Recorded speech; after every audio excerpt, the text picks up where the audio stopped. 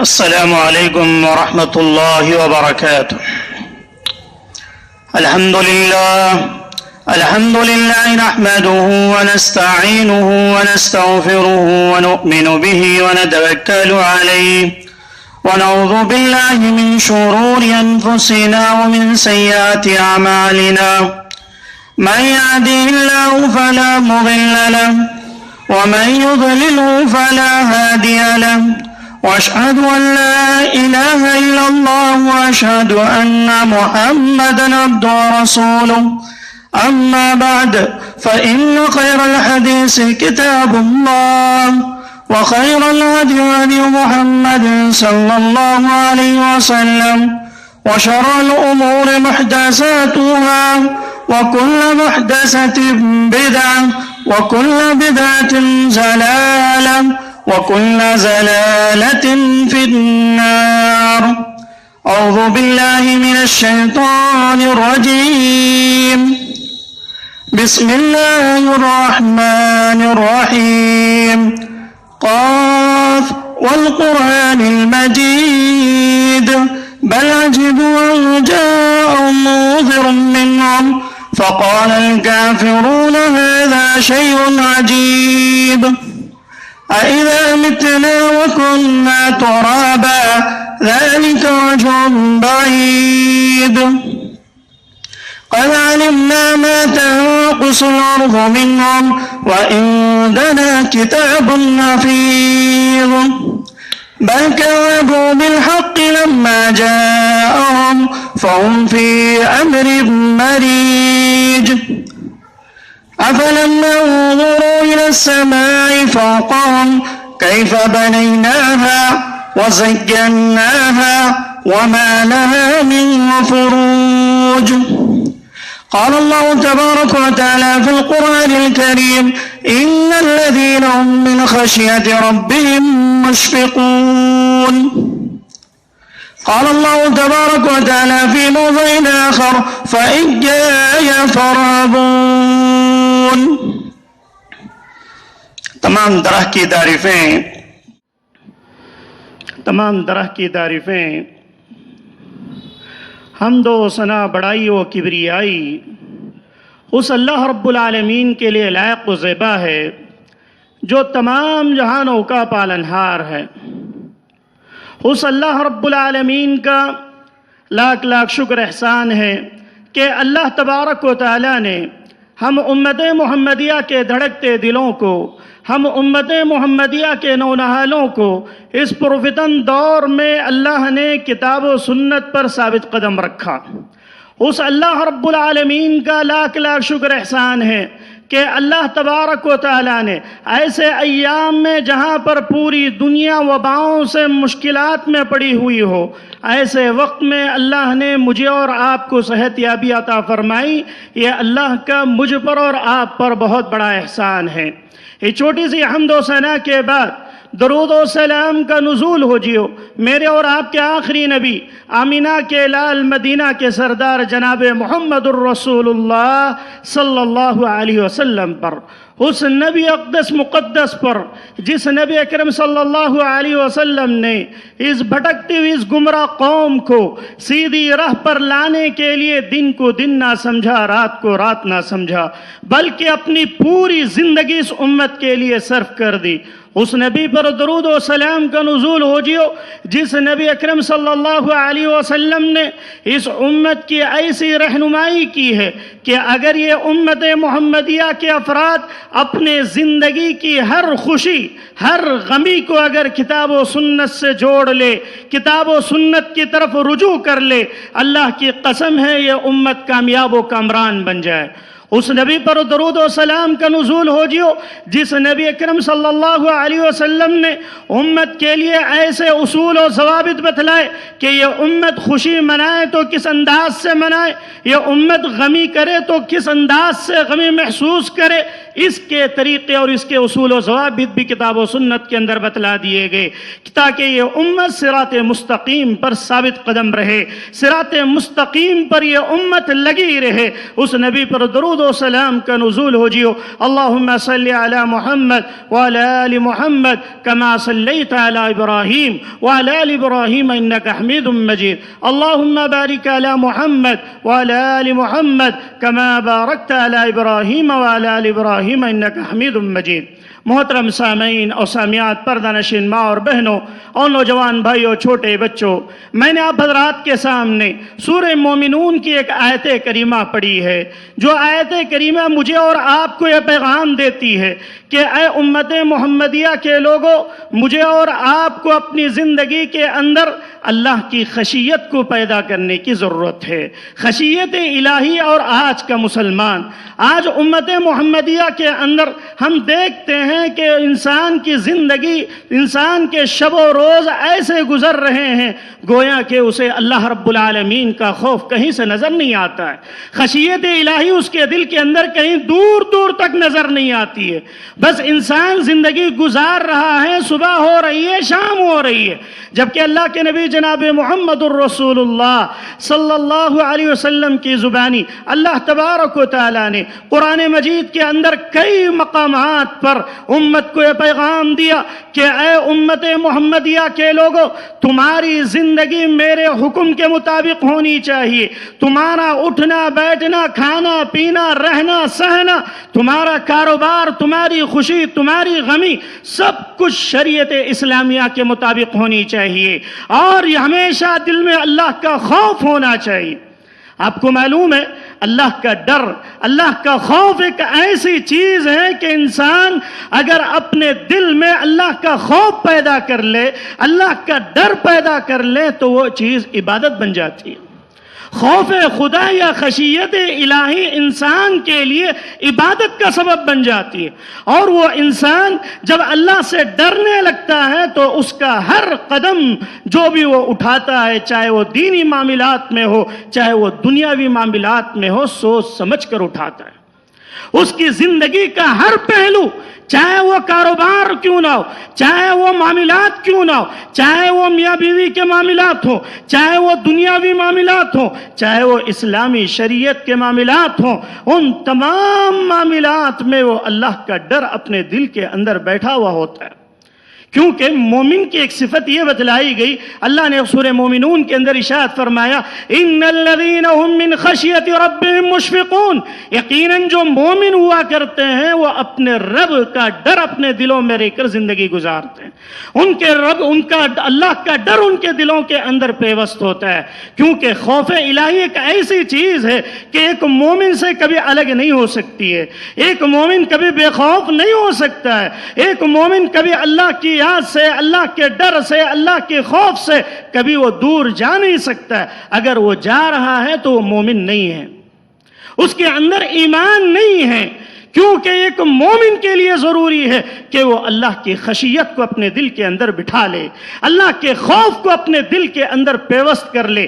اللہ کی قسم ہے، قرآن کریم کے کئی مقامات میں اللہ نے جو خوف الہی سے ڈرنے والے ہوتے ہیں ان کا تذکرہ کیا۔ سورہ رحمان میں اللہ رب العالمین نے فرمایا وَلِمَنْ خَافَ مَقَامَ رَبِّهِ جَنَّتَانِ، اس شخص کے لیے دو جنتیں ہیں جو اپنے رب کے سامنے کھڑے ہونے سے ڈرتا ہو، جو اپنے رب کے سامنے کھڑے ہونے سے خوف کھاتا ہو، اسے اس بات کی تکلیف ہوتی ہے کہ میں یہ کام اگر کر لوں گا اللہ رب العالمین مجھ سے پوچھے گا تو میں کیا جواب دوں گا، اپنی زندگی میں میں ایک عمل کروں گا، اگر یہ خلاف شریعت ہوا، اگر یہ اسلامی شریعت کے مخالف ہوا، اگر اللہ نے مجھ سے پوچھ لیا تو میں کیا جواب دوں گا۔ یہ خوف اس کے دل میں پیدا ہو جاتا ہے۔ ایسے شخص کے لیے اللہ رب العالمین نے فرمایا جنتان، دو جنتیں ہوں گی، فَبِأَيِّ آلَاءِ رَبِّكُمَا تُكَذِّبَانِ، تم رب کی کن کن نعمتوں کو جھٹلاؤ گے۔ محترم سامعین، شارحین اس آیت کریمہ کی تفسیر کرتے ہوئے مفسرین لکھتے ہیں دو جنتوں سے مراد وہ جنتیں ہوں گی جو انسان کو اللہ رب العالمین ایسی جنتیں دے گا کہ دو جنتیں، جنت کے اندر جتنے برتن ہوں گے وہ جو ہے سونے کے برتن ہوں گے. اور پھر آگے لکھتے ہیں کہ وہ ایسی جنتیں ہوں گی کہ ان جنتوں کے برتن چاندی کے برتن ہوں گے. اور شارحین حدیث لکھتے ہیں کہ خوف الہی جو انسان کے اندر پیدا ہو جائے تو اللہ رب العالمین جنت کے اندر اسے ایسی جنتیں، دو جنتیں نصیب کرے گا کہ اس کے تمام برتن جو ہوں گے سونے اور چاندی کے دونوں دے دیے جائیں گے. آج مجھے اور آپ کو دیکھنا ہے کہ آج کا مسلمان کیا اس کے اندر خوف الہی ہے؟ اتنے سارے معاملات جو اس سے پہلے صدی میں کبھی ایک ساتھ اتنے مسائل نہیں دیکھے گئے، جہاں پر مہاماری پڑی ہوئی ہو، جہاں پر بیماریاں ایک سے ایک بیماریاں زندگیوں کو آ کر چھو کر چلی جا رہی ہیں، لیکن انسان اس کے باوجود بھی اللہ سے ڈر نہیں رہا ہے، اس کے اندر اللہ کا خوف نہیں پیدا ہو رہا ہے. جیسی زندگی پہلے گزار رہا تھا وہی زندگی اب بھی ہے. نہ تو اس کے اندر نمازوں کی پابندی آ سکی، نہ تو اس کے اندر حلال و حرام کی تمیز آ سکی، نہ تو وہ سود سے بچنے کے لیے تیار ہے، نہ تو وہ گناہ کی چیزوں سے دور رہنے کے لیے تیار ہے. بس زندگی یوں ہی کٹ رہی ہے اور انسان اس زندگی کو ایسے ہی مزے لیتے ہوئے زندگی گزار رہا ہے. میں اور آپ اپنا محاسبہ کریں کہ ہم اللہ کا خوف کتنا اپنے اندر رکھتے ہیں، ہمارے اندر اللہ کا ڈر کتنا ہے. کیونکہ انسان جب اللہ سے ڈرنے لگ جاتا ہے تو دنیا کی کوئی چیز اسے نہیں ڈرا سکتی ہے.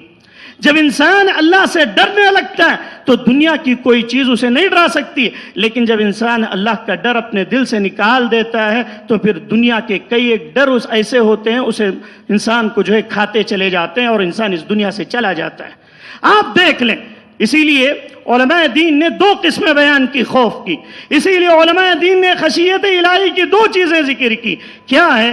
پہلی چیز یہ ہے کہ وہ اللہ کا ڈر، اللہ کا خوف اور اللہ کی خشیت جس انسان کے اندر آ جائے پھر دنیا کی کوئی چیز انہیں ہلا نہیں سکتی ہے، دنیا کی کوئی چیز انہیں ناکام نہیں کر سکتی ہے.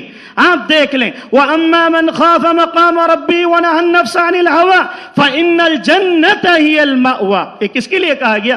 اسی مومن کے لیے کہا گیا جو اپنے رب کے سامنے کھڑے ہونے سے ڈرتا ہو، اپنے رب کے سامنے جواب دہی سے ڈر پیدا کرتا ہو، اور جو خواہشات نفس پیدا ہوتی ہیں ان تمام خواہشات کو دبا دیتا ہو، اور اللہ کے سامنے ڈر، اللہ کے سامنے کھڑے ہونے کا خوف اسے بار بار کھائے جاتا ہے کہ میں اللہ کے سامنے کیا جواب دوں گا، اللہ کے سامنے میں کیا کہوں گا، میں کس منہ سے اللہ کے سامنے جاؤں گا. ایک خوف ہے. اور دوسرا خوف دنیاوی خوف ہے. انسان کو دنیا کا ایسا خوف، دنیا کی ایسی چیزیں اسے ڈراتی ہیں کیونکہ وہ اللہ کا ڈر اپنے دل میں نہیں رکھتا. چل رہا ہوتا ہے، اگر کوئی پتا ہل جائے تو اس سے انسان ڈر جاتا ہے، بلی سامنے سے گزر جائے تو انسان کو ڈر پیدا ہو جاتا ہے. اور علماء دین کہتے ہیں کہ انسان کے دل میں ایسے ڈر شیطان پیدا کر دیتا ہے کہ وہ اپنے ساتھیوں کو، اپنے جو چاہنے والے ہوتے ہیں، شیاطین کے جو دوست نما ہوتے ہیں، انہیں ایسے ڈر پیدا کر دیتا ہے کہ خلاف شرع کام کرنے پر مجبور ہو جاتے ہیں. کبھی تنخواہ کا ڈر، کبھی پیسوں کا ڈر، کبھی تجارت کا ڈر، کبھی کسی اور چیز کا ڈر انسان کو ایسے کام کروا دیتا ہے کہ حرام کاموں میں پڑھ کر وہ بہت دور چلا جاتا ہے. کیوں ہوا یہ چیز؟ ایسی چیز کیوں زندگی میں آتی ہے؟ اسی لیے آتی ہے کہ ہم نے اپنے اندر خشیت الہی کو جگہ نہیں دی، ہم نے اپنے اندر اللہ کے ڈر کو جگہ نہیں دی. آپ دیکھیں خود اللہ کے نبی جناب محمد الرسول اللہ صلی اللہ علیہ وسلم کی کیا حالت تھی. اللہ کے نبی جناب محمد الرسول اللہ صلی اللہ علیہ وسلم جب بادلوں میں تھوڑی سی آواز آ جاتی، بادلوں کی کڑک آ جاتی، بجلیوں کی جیسے ہی کڑک سن لیتے، اللہ کے نبی پریشان ہو جایا کرتے، اللہ کے نبی بے چین ہو جاتے تھے. اللہ کے نبی کبھی ادھر دائیں طرف جاتے، کبھی بائیں طرف جاتے. حضرت اما عائشہ کہتی ہیں کہ میں نے اللہ کے نبی سے پوچھا کہ اللہ کے نبی کیا بات ہے، آپ صرف بادلوں میں تھوڑی آواز سن لیتے ہیں، بجلی کی کڑک سن لیتے ہیں، تو آپ اتنے بے چین کیوں ہو جاتے ہیں؟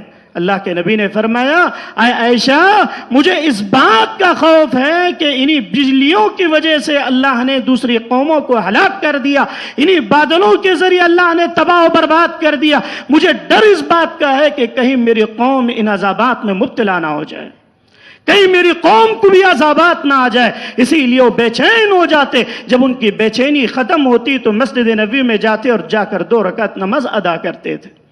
یہ اللہ کے نبی صلی اللہ علیہ وسلم کی حالت تھی۔ اور خود حضرت اما عائشہ کہتی ہیں کہ ہم اللہ کے نبی کی خوف، اللہ کے نبی کا ڈر ہم ایسے دیکھتے تھے، اللہ کے نبی اللہ سے اتنا ڈرتے تھے کہ راتوں رات نمازیں پڑھا کرتے تھے اور اللہ سے دعائیں کیا کرتے تھے۔ انہیں اللہ کا خوف، اللہ کے سامنے پیش ہونے کا ڈر اتنا محسوس ہوتا تھا کہ پیروں میں ورم آ جایا کرتا تھا۔ اللہ کا نبی ڈر رہا۔ اور خود حضرت ابراہیم علیہ السلام نے کیا دعا کی؟ حضرت ابراہیم نے کہا لا تخزنی یوم یبعثون، کہ اے اللہ تو مجھے قیامت کے دن لوگوں کے سامنے ذلیل نہ کرنا۔ کون کہہ رہے ہیں؟ حضرت ابراہیم علیہ السلام، ایسا نبی جس کی پوری نسل، جس کے پشتوں میں نبی پیدا ہوئے، جس کے پشتوں میں بیٹا نبی، پوتا نبی، پڑپوتا نبی، ایسا نبی کیا دعا کر رہا ہے کہ اے اللہ میدان محشر میں، اے اللہ تو مجھے لوگوں کے سامنے ذلیل نہ کرنا، اے اللہ تو مجھے لوگوں کے سامنے ذلیل نہ کرنا، لا تخزنی یوم یبعثون۔ وہ دن ایسا دن ہوگا کہ سب کے سب حاضر ہوں گے میدان محشر میں، سب کے سامنے، اللہ تو مجھے ذلیل نہ کرنا۔ کیا آج ہم یہ دعائیں کر رہے ہیں؟ کیا ہم اللہ کے سامنے ایسا ڈر پیدا ہوا ہے؟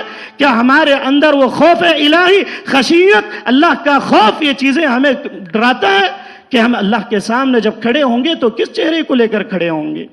یہ انبیاء کرام کی حالت تھی۔ اور خود فرشتوں کا دیکھیں، فرشتوں کی کیا بات کہیں؟ فرشتوں کا تو عالم یہ ہے کہ فرشتوں کے لیے اللہ نے نہ تو جزا رکھی ہے نہ تو سزا رکھی ہے۔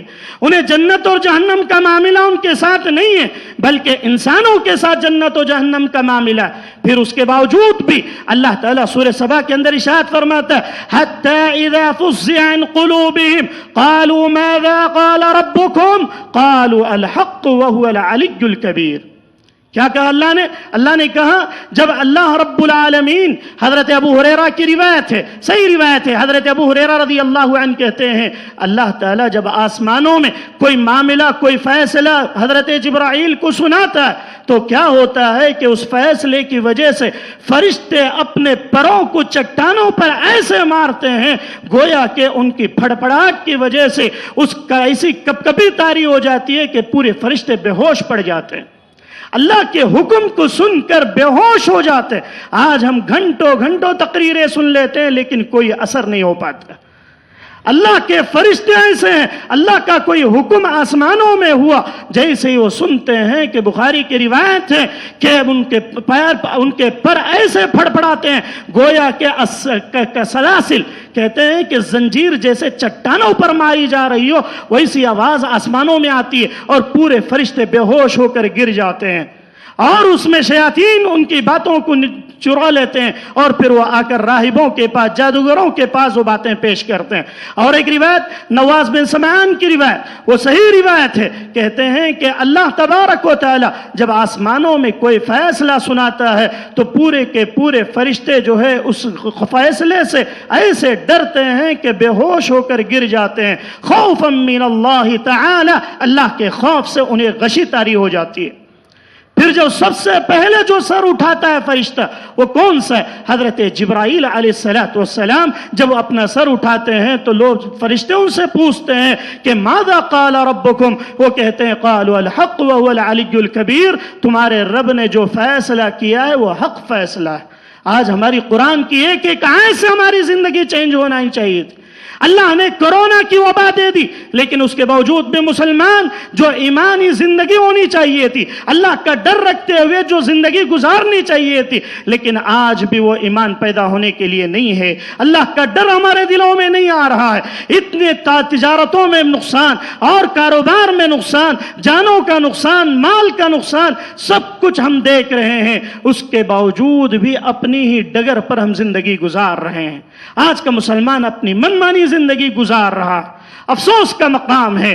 ہمیں، مجھے اور آپ کو سمجھنے کی ضرورت ہے، اللہ کا خوف پیدا کرنے کی ضرورت ہے۔ اور خود صحابہ کرام کی زندگیوں کا اگر مطالعہ کرتے ہیں، صحابہ کرام رضوان اللہ علیہم اجمعین جن کے بارے میں قرآن نے کہا رضی اللہ عنہم ورضوا عنہ، اللہ ان سے راضی ہو گیا اور وہ اللہ سے راضی ہو گئے۔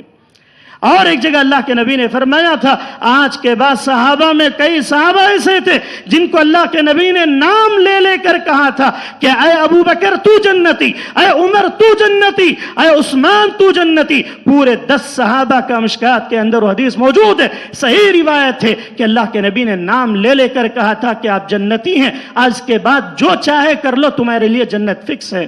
لیکن کیا آج ہمارے اور آپ کے لیے کوئی ایسی گارنٹی ہے؟ کیا ہمارے اعمال ویسے ہیں کہ ہم اپنی ایسی زندگی گزار رہے ہیں، غفلت والی زندگی گزار رہے ہیں؟ اللہ کا خوف ہمارے دلوں میں کیوں نہیں پیدا ہوتا؟ جھوٹ بولنے میں ہم آگے ہیں، سود کھانے میں ہم آگے ہیں، اور دوسروں کے مال کو ہڑپ کرنے میں ہم آگے ہیں۔ نہ جانے ایسی ایسی چیزیں امت محمدیہ میں پیدا ہوتی چلی جا رہی ہیں کہ امت محمدیہ کے افراد کب اپنے ناخن لیں گے، کہ ہوش کے ناخن کب لیں گے پتہ نہیں چلتا، کیونکہ قیامت کی نشانیاں ایسی ہوں گی کہ تمہارے سامنے بولنے والے آئیں گے، تمہاری سامنے قرآن کی تلاوتیں کی جائیں گی، احادیث پڑھے جائیں گے، اللہ اور اس کے رسول کی باتیں ہوں گی، لیکن تمہارے سروں کے اوپر سے چلی جائیں گی۔ وہ وقت آنے سے پہلے مجھے اور آپ کو سنبھلنے کی ضرورت ہے۔ حضرت ابو بکر رضی اللہ تعالیٰ عنہ یہ ایسے صحابہ رسول ہیں، اللہ کے نبی نے کہا تھا کہ میں نے اپنی زندگی میں کسی کا احسان مجھ پر نہیں ہے سوائے ابو بکر رضی اللہ عنہ۔ حضرت ابو بکر، وہ ابو بکر جو اتنے بڑے صحابہ رسول ہیں کہ اللہ کے نبی صلی اللہ علیہ وسلم کے ساتھ ہمیشہ رہنے والے، وہ کہا کرتے تھے درختوں کو دیکھ کر کہ کاش میں کوئی درخت ہو جاتا تو اس کو کاٹ کر جلا دیا جاتا اور میرا حساب و کتاب نہ ہوتا۔ وہ ایسے پریشان کن رہا کرتے تھے۔ حضرت عمر بن خطاب کا وہ واقعہ رلانے کے لیے کافی ہے۔ حضرت عمر بن خطاب رضی اللہ عنہ وہ ایسے صحابہ رسول جن کی عدالت کا کیا کہنا۔ ایک مرتبہ کا واقعہ، حضرت عمر بن خطاب گلی سے گزر رہے ہیں، ایک روایت میں یوں موجود ہے کہ کوئی قرآن کی تلاوت کر رہا تھا، کوئی قرآن کی تلاوت کر رہا تھا، اور ایک روایت میں یوں موجود ہے کہ خود حضرت عمر بن خطاب وہ آیت پر جب پہنچے، حضرت عمر بن خطاب نے پڑھا ان عذاب ربک لواقع، یقیناً تیرا رب کا عذاب واقع ہو کر رہے گا، تیرا رب کا عذاب آ کر رہے گا۔ جب یہ آیت پر پہنچے تو عمر بن خطاب اتنا رونے لگے کہ ہچکیاں آ گئیں اور لوگ پریشان ہو گئے۔ حضرت عمر بن خطاب بیمار پڑ گئے اللہ کے اس عذاب کی آیت کو سن کر، اور بیمار پڑے تو کتنے دن پڑے کہ حدیث میں آتا ہے کہ پورا مہینہ حضرت عمر بن خطاب بیمار پڑ گئے، اور کئی لوگ جو ہے ان کی عیادت کے لیے آیا کرتے تھے۔ ان سے پوچھا گیا کہ آپ اتنا پریشان کیوں ہو گئے؟ ایک مہینے سے اتنا بہادر، اتنا طاقتور انسان ایک آیت سن کر ایک مہینہ بیمار پڑ جاتا ہے۔ وہ کہتے ہیں کہ اللہ کی عذاب کی آیت آئی تو میرے اندر ایسی کپکپی پیدا ہو گئی کہ اللہ کے خوف سے میں ڈر گیا کہ اس کے سامنے میں کیا جواب دوں گا۔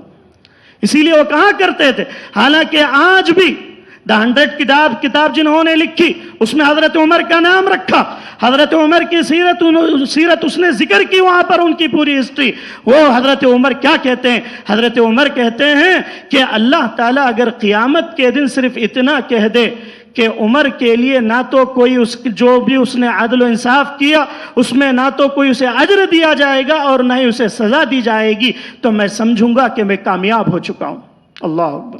کیا کہا کہ اگر عمر کو صرف اتنا کہا گیا کہ جو میری زندگی میں نے حکومت کی، جو میں نے خلافت کی ہے، اس کا نہ تو بدلہ دیا جائے نہ ہی سزا لی جائے، تو میں سمجھوں گا کہ میں کامیاب ہو گیا۔ آج ہم اور آپ کا کیا حال ہے؟ کیا ہم اس کے بارے میں کبھی غور و فکر کرتے ہیں؟ کہ کبھی ہم اس کے بارے میں سوچتے ہیں؟ اللہ اکبر! حضرت فاطمہ بنت عبد الملک کا واقعہ۔ فاطمہ بنت عبد الملک کون ہے؟ فاطمہ بنت عبد الملک یہ حضرت عمر بن عبدالعزیز کی بیوی ہیں۔ عمر بن عبدالعزیز کی بیوی وہ کیا کہتی ہیں؟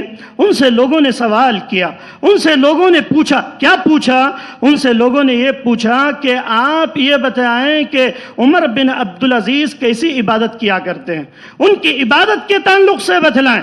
حضرت فاطمہ بنت عبد الملک کہتی ہیں کہ میں اتنا کہہ سکتی ہوں کہ عمر بن عبدالعزیز جو عمر کا نواس ہے، حضرت عمر بن عبدالعزیز کی عبادت تو بہت زیادہ نہیں ہوتی ہے، وہ بہت زیادہ نفلی نمازیں نہیں پڑھتے، وہ بہت زیادہ نفلی روزے نہیں رکھتے، وہ بہت زیادہ صدقات و خیرات تو نہیں کرتے، لیکن میں اتنا ضرور کہہ سکتی ہوں کہ وہ اللہ کے سامنے کھڑے ہونے سے اتنا ڈرتے ہیں، اللہ کا خوف اتنا ہوتا ہے کہ جب رات میں بستر پر جاتے ہیں تو بیوی کہتی ہیں کہ انہیں ایسی کبھی پیدا ہو جاتی تھی، اتنا رویا کرتے تھے اللہ کے ڈر سے کہ وہ حضرت فاطمہ کہتی ہیں کہ میں انہیں یہ کہتی، لوگ جم جاتے صبح کھڑے ہو کر کہتے کہ کہیں ایسا نہ ہو جائے کہ لوگ صبح اس حالت میں کریں کہ عمر بن عبدالعزیز خلیفۃ المسلمین مر چکا ہے۔ یہ کیفیت ان کی ہوا کرتی تھی۔ فاطمہ بنت ملک نے اس بات کو ذکر کیا، اور اسی طریقہ سے ابو دزلان جو ہیں، ان منصور بن ابو زازان جن کے جو بہت بڑے محدث ہیں، انہوں نے کیا بات لکھی؟ انہوں نے کہا کہ جب وہ وضو کرنے کے لیے جاتے، لوگ ان کی شکل دیکھتے کہ ان کی شکل پیلی پڑ چکی ہوتی، جب بھی وہ وضو کرتے تو ان کے چہرے میں زردی آ جاتی تھی، چہرہ پیلا پڑ جاتا تھا۔ لوگوں نے پوچھا کہ کیا بات ہے، آپ جب وضو کرتے ہیں تو اتنا پریشان کیوں ہو جاتے ہیں، آپ کے چہرہ زرد ہو جاتا ہے، آپ اتنی تکلیف میں کیوں نظر آتے ہیں؟ تو منصور بن ابو زازان کہتے ہیں کہ مجھے اس بات کا خوف ہے کہ میں نماز میں اللہ کے سامنے جا رہا ہوں، میرا کیا حال ہوگا جب میں اللہ کے سامنے میدان محشر میں سب کے سامنے کھڑا ہوں گا تو کیا عالم ہوگا، جب میری برائیاں، میرے گناہ جو ہم چھپ چھپ کر کیا کرتے تھے، آج کتنے نوجوان ایسے جن کی راتیں کیسی گزر رہی ہیں۔ آج آلات موبائل جب سے آیا ہے تب سے ہمارا اللہ سے ڈر تو دور، انسان اتنے گناہوں میں پڑ چکا۔ ہمارے نوجوان نسل ہو، نوجوان عورت اور نوجوان لڑکے ہوں، لڑکیاں ہوں، سب کی راتیں کیسی گزر رہی ہیں کہ کبھی ہم نے سوچا؟ کیا کبھی ہم نے غور و فکر کیا کہ ہماری زندگیاں کیسی گزر رہی ہیں؟ ہم دن میں کتنا جھوٹ بول رہے ہیں، کتنا سچ بول رہے ہیں، کیا نیکیاں کر رہے ہیں، کیا گناہ کر رہے ہیں، ہماری زندگی کیسی چل رہی ہے؟ صحابہ اکرام سلف صالحین کے نمونے، ان کی زندگیاں کیسی تھی؟ وہ لوگ رویا کرتے تھے، بیمار پڑ جایا کرتے تھے، ان کا عالم یہ تھا۔ اللہ کے نبی جناب محمد الرسول اللہ صلی اللہ علیہ وسلم کی ایک پیاری حدیث ترمذی کی روایت ہے، راوی حدیث حضرت عبداللہ بن عمر رضی اللہ عنہ ہے۔ اس روایت کو 4 صحابہ نے ذکر کیا، ابو ہریرہ بھی راوی حدیث ہیں، حضرت جابر بھی راوی حدیث ہیں، اور اسی طریقے سے عبداللہ بن عمر رضی اللہ عنہ بھی راوی حدیث ہیں۔ کیا کہتے ہیں ان عبداللہ ابن عمر رضی اللہ عنہ قال كان رسول اللہ صلی اللہ علیہ وسلم يقول اللهم انی اعوذ بک من قلب لا يخشع۔ کیا کہا تو اللہ کے نبی نے کہ اے اللہ تو مجھے ایسے دل سے بچا لے، اے اللہ میں تیرے پناہ میں آنا چاہتا ہوں ایسے دل سے جو دل تجھے ڈرتا نہ ہو۔ ایسا دل کا کیا فائدہ جو تجھے ڈرتا نہ ہو؟ اے اللہ میں اس دل سے پناہ مانگتا ہوں، دل ہی نہیں چاہیے کہ لا یخشا، جو تیرا ڈر ہی اس کے دل کے اندر نہ ہو۔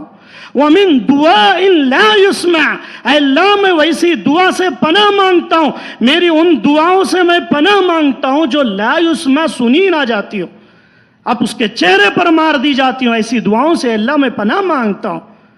وَمِنْ عِلْمٍ لَا يَنْفَعْ، اے اللہ میں ایسے علم سے پناہ مانگتا ہوں کہ جو علم دوسروں کو فائدہ نہ پہنچا سکے، میرے علم سے دوسروں کو فائدہ نہ پہنچ سکے، اے اللہ تو وہ علم مجھے نہ دے، اے اللہ تو وہ علم مجھے نہ دے۔ وَمِنْ عِلْمٍ لَا يَنْفَعْ، جو علم دوسروں کو نفع نہ پہنچا سکے، اس علم کے ذریعے سے میں دوسروں کی مدد نہ کر سکوں، اس مال سے میں دوسروں کی مدد نہ کر سکوں، اس علم سے میں دوسروں کے لیے رہنمائی نہ کر سکوں، تو اس علم کی کیا ضرورت ہے؟ اور پھر اسی وَمِن نَفْسٍ لَا تَشْبَعْ، اللہ کے نبی نے فرمایا اے اللہ ایسا نفس، ایسی جان جو کبھی پوری ہی نہ ہوتی ہو، لا تشبع، جو کبھی بھرتی ہی نہ ہو، لاکھوں روپے کما لیں پھر اس کے باوجود بھی دل میں خواہش کیا ہو کہ اور تھوڑا کما لیں، اور بہت بڑا بن جائے اس کے باوجود بھی خواہش کیا ہو کہ اور تھوڑا مل جائے، یعنی نفس کی خواہشات۔ اللہ کے نبی نے فرمایا وَمِن نَفْسٍ لَا تَشْبَعْ، ایسے نفس سے پناہ مانگتا ہوں جو کبھی بھرتا ہی نہ ہو، قبر کی مٹی جس کو بھر سکے۔ اللہ کے نبی نے چاروں باتیں کہی. پھر آگے اللہ کے نبی نے فرمایا اللہم انی اعوذ بک من ہؤلاء الاربع کہ اللہ میں ان چاروں چیزوں سے اللہ تیری پناہ چاہتا ہوں. اللہ تو مجھے ان چاروں چیزوں سے اللہ دور رکھ. میری زندگی میں وہ تمام چیزیں جو میں اللہ کے نبی صلی اللہ علیہ وسلم نے جو دعائیں سکھلائیں اور خوف الہی کا جو ڈر پیدا کیا وہ مجھے اور آپ کو پیدا کرنے کی ضرورت ہے. آج جیسے آپ حضرات کو معلوم ہے 25 دسمبر ہے. اس دن کئی مسلمان بھی ایسے نظر آتے ہیں. ایک رپورٹ کے مطابق الحمدللہ ہمارا علاقہ تو بہت بچا ہوا ہے، لیکن کئی علاقوں میں ایسے دیکھنے کو ملتا ہے کہ 25 دسمبر کو لوگ مبارکبادیاں دیتے ہوئے نظر آتے ہیں، مبارکبادیاں دیتے ہوئے نظر آتے ہیں. اور عیسائی مشنریز اتنا کام کر رہی ہے، پوری دنیا کے اندر سب سے زیادہ دعوتی کام اگر ہو رہا ہے تو اس لیے عیسائیوں کی مشنریز سے کام ہو رہا ہے. پھر دوسرے نمبر پر اسلامی دعوت کا کام ہو رہا ہے. عیسائی مشنریز اتنا کام کر رہی ہے کہ نوجوانوں کو نہیں معلوم، وہ اپنے دوستوں کو جو ہے کرسمس ڈے کی مبارکبادی دیتے ہوئے نظر آتے ہیں اور جو ہے انہیں ہیپی کرسمس کہتے ہوئے نظر آتے ہیں. کئی بزنس مین ایسے جن کے پاس آپ تعجب کریں گے، ان کے پاس اگر تھوڑا بزنس ہو گیا تو ان کو خوشی میں کیا کر دیتے ہیں، ان کی عید کی مبارکبادی دیتے ہوئے نظر آتے ہیں.